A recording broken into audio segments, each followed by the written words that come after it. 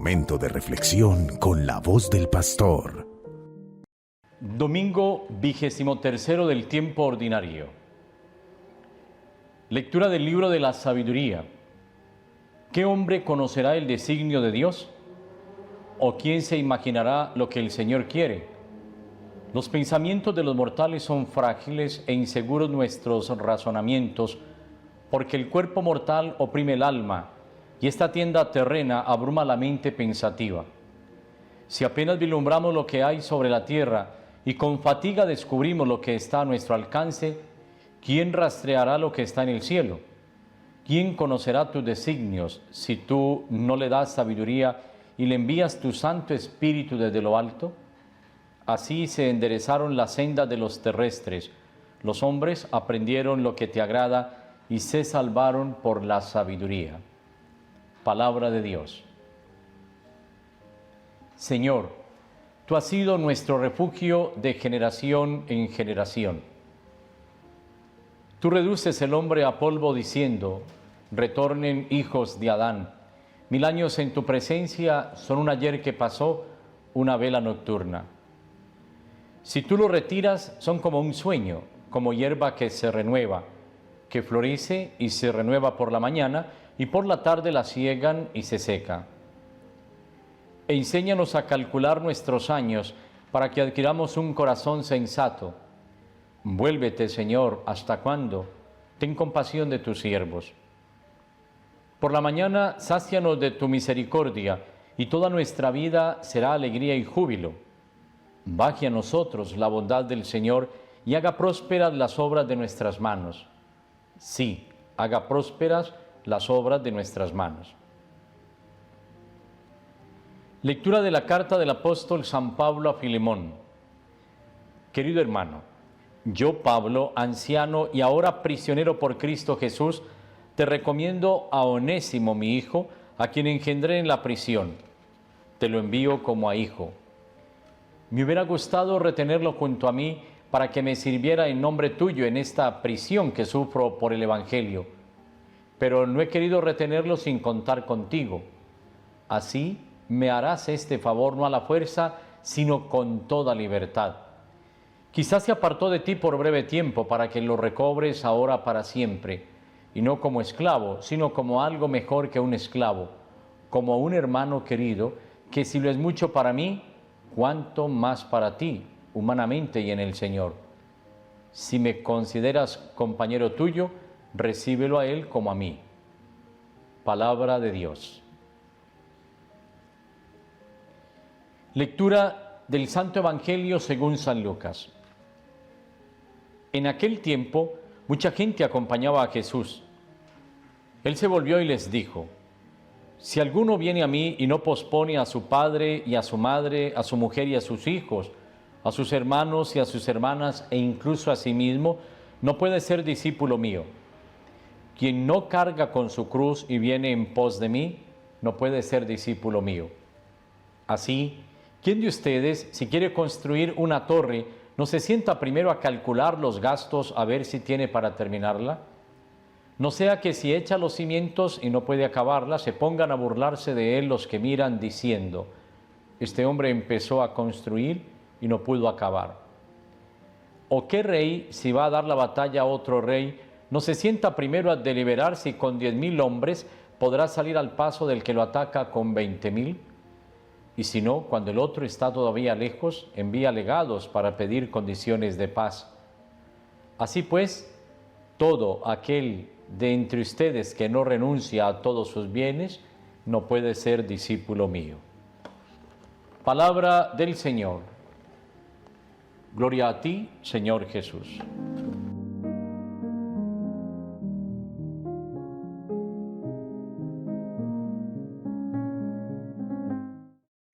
Muy queridos hermanos, estamos en el domingo número 23 de este tiempo ordinario. Y la palabra de Dios sigue sumergiéndonos en la reflexión sobre el sentido del discipulado y la comunidad. Es muy interesante entender ese camino del discipulado. Si trasladamos nuestra imaginación, por ejemplo, hacia lo que significó la quinta conferencia episcopal latinoamericana y del Caribe realizada en Aparecida, Brasil, nos damos cuenta de una realidad. Allí los obispos hablaron precisamente del itinerario formativo de los discípulos y mencionaron 5 aspectos fundamentales: el encuentro personal con Jesucristo, la conversión, el discipulado, la comunidad y la misión. Y desde ya podemos entender que el discípulo se forma ¿dónde? En la comunidad. Es en la comunidad donde el discípulo se prepara para la misión. Y eso hay que entenderlo muy bien. Todo ese proceso, que es un itinerario formativo, es un camino de madurez en la vida cristiana. Pues vamos a centrar la atención en esas características del discipulado y en ese sentido de comunidad. A la luz de esta palabra que hoy hemos proclamado, quisiera resaltar 3 ideas. Primera idea, la grandeza de Dios. Comienza diciendo el libro de la sabiduría: ¿qué hombre conocerá el designio de Dios? ¿O quién se imaginará lo que el Señor quiere? Está hablando de la voluntad de Dios, pero también está hablando de la grandeza de Dios. Recuerden que el libro de la sabiduría trae una primera secuencia y una segunda secuencia en donde quien interviene es precisamente el rey Salomón. Salomón, que le ha pedido al Señor la sabiduría para poder gobernar. Salomón, que ha entendido el camino de la voluntad de Dios y que ha hecho lo que a Dios le agrada, que fue el responsable de construirle una casa al Señor. Y no fue David su padre, sino Salomón el que construyó esa casa de Dios. Hablando de la grandeza de Dios, podríamos hacernos una simple pregunta: ¿y de qué tamaño es el Dios en el que yo creo? Es una pregunta extraña, pero tiene sentido, porque a veces creemos en un Dios grande, majestuoso y poderoso, pero tal vez distante, o creemos en un Dios demasiadamente lejano, o en un Dios muy pequeñito. Todo depende de la manera de comprender mi vida, de la manera de ver y experimentar mi fe y de la manera en que yo comparto esa fe con los demás. Hay una parábola que nos puede ayudar a entender esa grandeza de Dios. Un chiquillo iba con su padre caminando y de pronto en el cielo vieron algo muy pequeñito y el niño le pregunta al papá: papá, ¿qué es eso? Y el papá le dice: eso es un avión. Y le dice el chico: algo tan pequeño, eso es un avión. Sí, es un avión. ¿Y por qué tan pequeño? El papá dice: depende. ¿Depende de qué? Ya lo sabrás, hijo. Siguieron caminando. El chico había oído hablar de Dios y le pregunta a su papá: papá, ¿y qué tan grande es Dios? Y dice: eso depende. Dice el chico: ¿y depende de qué? El papá le dice: aguarda un tantito. Siguieron caminando, llegaron al aeropuerto y allí en el aeropuerto había un avión inmenso y el chico se admira de ver ese avión tan grande y le dice al papá: papá, ¿qué es eso? El papá le dice: eso es un avión. Papá, pero tú me dijiste cuando veníamos caminando que eso que venía volando en el cielo, que era como un pájaro, como un ave lejana, era un avión, pero ahora veo una cosa grande y me dices que es un avión. Y el papá le dice: ¿te acuerdas que de camino yo te iba diciendo eso depende? Cuando veníamos, mirábamos en la distancia y nos dábamos cuenta que ahí iba un avión por los aires. En la distancia, había una distancia muy grande, pero ahora estás cerca del avión y lo sientes y lo ves como algo grande, porque depende de la visión que tienes y de la cercanía que vives. Lo mismo sucede con Dios, hijo, le dice el papá, porque cuando muchas veces estamos distantes de Dios, cuando vemos a Dios tan lejos, es como ese avión, está allá, y no lo alcanzo siquiera a contemplar, ni a comprender su designio, ni a comprender lo que significa hacer su voluntad. Pero cuando yo me acerco a Dios, Cuando yo le he abierto el corazón a Dios, yo lo veo grande y majestuoso. Estoy cerca de Él, Él está cerca de mí, Él me comprende, Él me ayuda, Él es mi baluarte. Por eso depende, y depende de la apertura del corazón.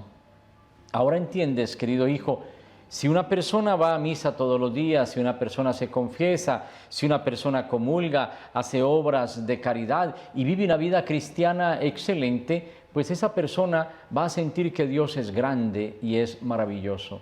Pero una persona que esté alejada de Dios, que no se acuerda de Dios sino cada 8 días, que de pronto hace una obra de caridad, pues para esa persona Dios siempre estará lejano, Dios siempre estará distante. Así que depende. Y me parece que esa parábola ilustra muy bien este razonamiento del libro de la sabiduría. ¿Qué hombre conocerá el designio de Dios? ¿Qué tan grande es tu Dios? ¿De qué tamaño es tu Dios? Podrías preguntarte, ¿y yo realmente en quién creo? ¿Qué tan grande es la fe en ese Dios en el que yo creo? Si es un Dios muy lejano, si es un Dios muy distante o si es un Dios muy cercano. Si lo sientes distante, ¿cuándo te vas a acercar más a Él? Si lo sientes cercano, cuídalo, porque Dios está en tu corazón. Quiere quedarse ahí, no un ratito, sino para siempre. Y luego continúa el libro de la sabiduría. ¿Quién se imaginará lo que el Señor quiere? Qué lindo poder abrirnos a la voluntad de Dios. Cuando nos abrimos a la voluntad de Dios, tenemos la capacidad de preguntarle al Señor, Señor, ¿qué quieres de mí? Pero en esa apertura a la voluntad de Dios hay que tener una conciencia clara que nuestros razonamientos y pensamientos son frágiles y que muchas veces la manera de pensar nuestra no coincide con la manera de pensar de Dios. ¿Eso qué significa? Que muchas veces tus planes, mis planes, no coinciden con los planes de Dios. Dios tiene un propósito para tu vida. Dios tiene un propósito para nuestra vida. Y no importan los años, Dios siempre tiene un propósito, pero tienes que levantarte incluso de esos estados de postración en los que muchas veces nos encontramos cuando nos deprimimos, cuando nos angustiamos, cuando por la tristeza nos apartamos de la familia o de los amigos o incluso de Dios. Dios tiene un propósito, hay que entender ese propósito de Dios. Y muchas veces estamos abrumados frente a tantos problemas y preocupaciones que trae la vida diaria. Tal vez tendríamos que aprender a superar esas preocupaciones de la mano de Dios. Porque después dice el libro de la sabiduría, si apenas vislumbramos lo que hay sobre la tierra y con fatiga descubrimos lo que está a nuestro alcance, ¿quién rastreará lo que está en el cielo? ¡Qué maravilla! Es la grandeza de Dios. Es la grandeza de Dios. ¿Quién conocerá tus designios si tú no le das sabiduría y le envías tu Santo Espíritu desde lo alto? Cuando Jesús oraba al Padre decía, te alabo, Padre, Señor del cielo y de la tierra, porque has ocultado estas cosas a los sabios y entendidos y la has revelado a la gente sencilla. Sí, Padre, porque así te ha parecido mejor. Y nadie conoce al Padre sino el Hijo, y aquel a quien el Hijo se lo quiera revelar. Termina diciendo el libro de la sabiduría, así se enderezaron las sendas de los terrestres. Los hombres aprendieron lo que te agrada y se salvaron por la sabiduría. Digámoslo de una manera muy clara, Jesucristo es la sabiduría de Dios. Es el Verbo encarnado, la palabra de Dios hecha carne. Él es nuestra salvación. Nosotros nos salvamos por la sabiduría de Dios. Porque Cristo ha muerto en la cruz, porque Cristo, como la palabra de Dios hecha carne, nos ha engendrado de nuevo para Dios. Hemos sido sepultados en el sacramento del bautismo y hemos renacido con Cristo a una vida nueva, a una vida de gracia. Hemos sido revestidos de esa gracia y tenemos que cuidar esa gracia de Dios. Así que ese es el primer mensaje, la grandeza de Dios. El segundo mensaje, la belleza del discipulado. Si hemos descubierto la grandeza de Dios, pues qué lindo. A partir de un encuentro personal con ese Dios amor, podemos luego empezar a vivir un camino de discipulado. Y ese discipulado realmente exige de nosotros compromiso, responsabilidad y asumir actitudes concretas que nos convierte en seres amados de Dios, enamorados de Dios y testigos para nuestros hermanos. Cuando nos hemos adherido a la persona de Cristo, cuando queremos ser otros Cristos para la humanidad, esa adhesión es tan esencial que terminamos asumiendo también la cruz. Y el discípulo que asume la cruz sabe que va por buen camino. Por eso, para entender esa belleza del discipulado, miremos el Evangelio de San Lucas que hemos proclamado. Comienza diciendo el evangelista que mucha gente acompañaba a Jesús, porque Jesús estaba siempre rodeado de gente y a veces no tenía tiempo ni para descansar. Pero luego Jesús se vuelve y les dice: si alguno viene a mí y no pospone a su padre y a su madre, a su mujer y a sus hijos, a sus hermanos y a sus hermanas, e incluso a sí mismo, no puede ser discípulo mío. Son palabras que pueden sonar muy duras. Hay una traducción que dice: si alguno no odia a su mamá y a sus hermanos, porque la palabra odio para nosotros significa algo despreciable. Es la actitud del hombre o la mujer que son ruines, que tienen un corazón obstinado y enceguecido y perverso por el mal. Pero cuando aquí se habla de odiar, estamos hablando de desprenderse, desprendimiento. Si alguno viene a mí y no se desprende,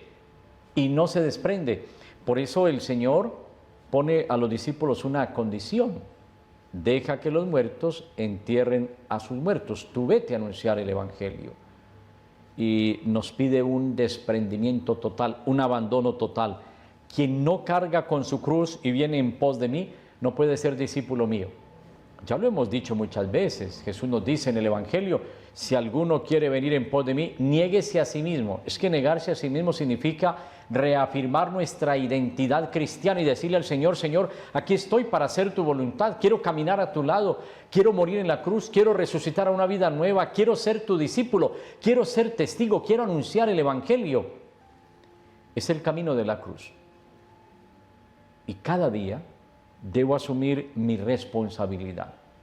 Como discípulo, debo asumir mi responsabilidad, dando testimonio donde quiera que esté. En mi familia, en el deporte, en la universidad, en el trabajo, en donde quiera que esté.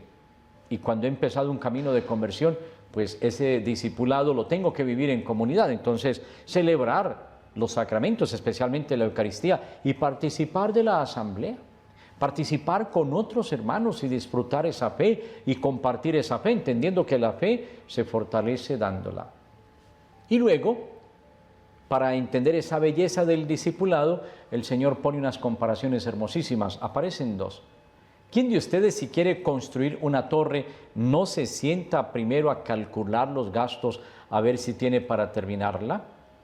No sea que si echa los cimientos y no puede acabarla, se burlen de esa persona que miran diciendo: este hombre empezó a construir y no pudo acabar. ¿Cuántos de nosotros hemos empezado proyectos en la vida?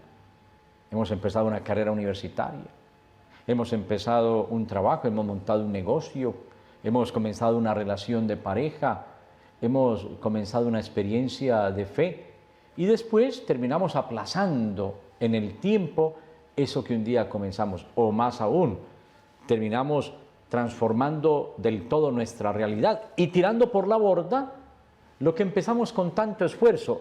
Muchas veces lo que empezamos no somos capaces de concluirlo y terminamos muchas veces justificándolo todo o echándole la culpa a los demás o echándole incluso la culpa a Dios. Pueden decir de ti: este hombre, esta mujer han empezado a construir en su vida proyectos maravillosos y han logrado alcanzar las metas, o tendrán que decir lo contrario y burlarse de nosotros, porque siempre empieza algo, nunca lo termina, siempre se deja llevar por la pereza, no persevera. Porque recuerden que también aprendimos de muy chicos una frase de la sociedad que decía: el que persevera alcanza. Y también lo último que se pierde es la esperanza. Por lo tanto, necesitamos perseverar, necesitamos vivir esa virtud de la esperanza y aprender a calcular en nuestra vida. ¿Qué significa? Proyectarnos, vivir con pasión la vida, aferrarnos a Jesucristo, aferrarnos a la cruz de Cristo y sentir con pasión que podemos seguir soñando la vida con ilusión. Y luego el otro ejemplo, ¿o qué rey, si va a dar la batalla a otro rey, no se sienta primero a deliberar si con 10.000 hombres podrá salir al paso del que lo ataca con 20.000?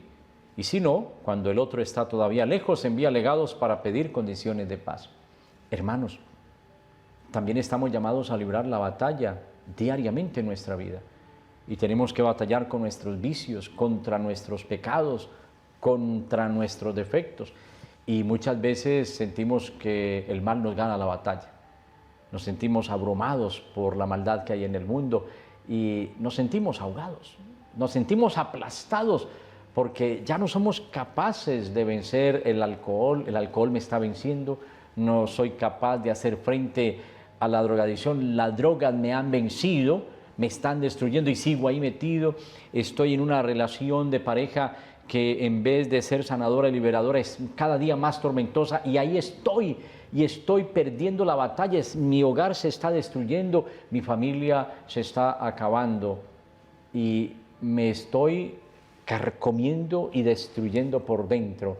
Eso puede estar pasando en ti.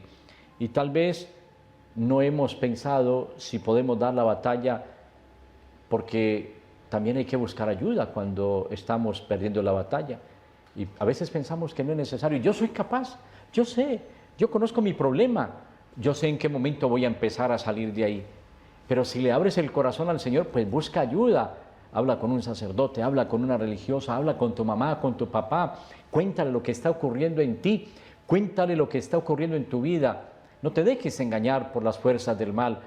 Al contrario, ábrele el corazón al Señor para que sientas que no estás solo, que el Señor sale con sus ángeles y con sus arcángeles para librar la batalla, para colocarnos una coraza, un escudo protector.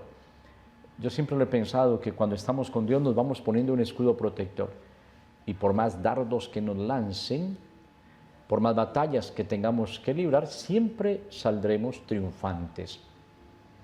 Porque el bien siempre, óiganlo bien, el bien siempre vencerá al mal, aunque quizás socialmente y a través de los medios de comunicación veamos lo contrario o sintamos que es el mal el que está venciendo en la humanidad. Para nada. El bien siempre saldrá vencedor. Jesucristo vencerá al maligno, porque Jesucristo nos lo ha enseñado. No solo de pan vive el hombre, sino de toda palabra que sale de la boca de Dios. Y también nos ha enseñado, solo a Dios adorarás y a Él le darás culto. Y luego al final de esta perícopa del Evangelio de San Lucas dice, todo aquel de entre ustedes que no renuncia a todos sus bienes no puede ser discípulo mío. La renuncia, la capacidad de abandonarse en las manos del Señor y confiar plenamente en Él. Y la tercera idea, vivir como hermanos. Si hemos entendido esa belleza del discipulado y hemos comprendido la grandeza de Dios, ahora hay una llamada, vivamos como hermanos. La segunda lectura que hemos proclamado del apóstol San Pablo a Filemón nos habla de esa libertad que debe llevarnos a comprender la cercanía de los otros y a vivir como auténticos hermanos. Pablo le escribe a Filemón, Pablo ya está en la ancianidad y dice, prisionero por Cristo Jesús, te recomiendo a Onésimo, Onésimo mi hijo. Onésimo era un esclavo, pero dice San Pablo, yo a este hombre, a Onésimo, le engendré en la prisión, entonces te lo envío como a hijo. ¿Qué significa? Que ya no es un esclavo, ya a los ojos de Dios es un ser libre. Y dice San Pablo, me hubiera gustado retenerlo, pero yo te lo envío para que esté junto a ti. Ahora se apartó de ti un breve tiempo, pero vuelve a ti. Ahora yo te digo, no lo trates como esclavo. Si yo lo engendré como hijo, yo te pido que lo trates como a un hermano querido, que si lo es mucho para mí, cuánto más para ti humanamente en el Señor. ¿Cómo tratamos a las personas que están cerca de nosotros? ¿Cómo tratamos a nuestros hermanos de sangre? cómo tratamos a nuestra familia, cómo tratamos a los hermanitos de la pequeña comunidad de evangelización, cómo tratamos a nuestros hermanos cuando nos encontramos con ellos en las distintas celebraciones parroquiales. Yo pienso que aprender a vivir como hermanos es aprender a vivir desde la libertad. Aprender a vivir como hermanos es aprender a compartir desde la austeridad o desde la bonanza. Aprender a vivir como hermanos es aprender a ser solidarios. Aprender a vivir como hermanos es aprender a hacer la corrección fraterna para ayudar a ese hermano a madurar en su fe, para permitir que ese hermano también me ayude a mí a madurar mi fe. Aprender a vivir como hermanos es sentir que somos familia y como familia tenemos que darlo todo, como familia tenemos que disfrutar del encuentro, hacer de nuestra vida un encuentro permanente de amor y en cada encuentro sentir que estamos aportando lo mejor, que estamos construyendo justicia, que estamos construyendo la paz, que estamos construyendo país. Vivir como hermanos en un país como el nuestro nos exige dar lo mejor para construir una nación desde la democracia, rodear la institucionalidad y ser signos de amor para los demás, ser faro de luz para la humanidad. Y saben, ser y vivir como hermanos, hoy, en estos tiempos actuales, nos exige ser buenos ciudadanos.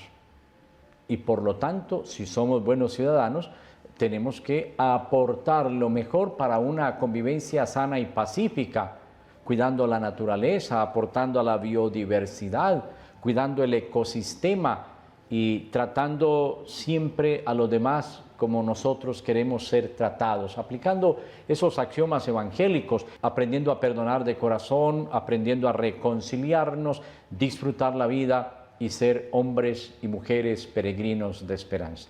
Pidámosle a la Santísima Virgen María que nos ayude a comprender esa grandeza de Dios, que nos ayude a entender la belleza de nuestro discipulado y que nos ayude a vivir como auténticos hermanos. El Señor les bendiga hoy siempre, en el nombre del Padre, y del Hijo, y del Espíritu Santo. Amén. Hola amigos, para más información, te invitamos a suscribirte a nuestro canal Spey TV en YouTube. Lo anterior fue una producción del Centro de Comunicaciones San Francisco de Sales.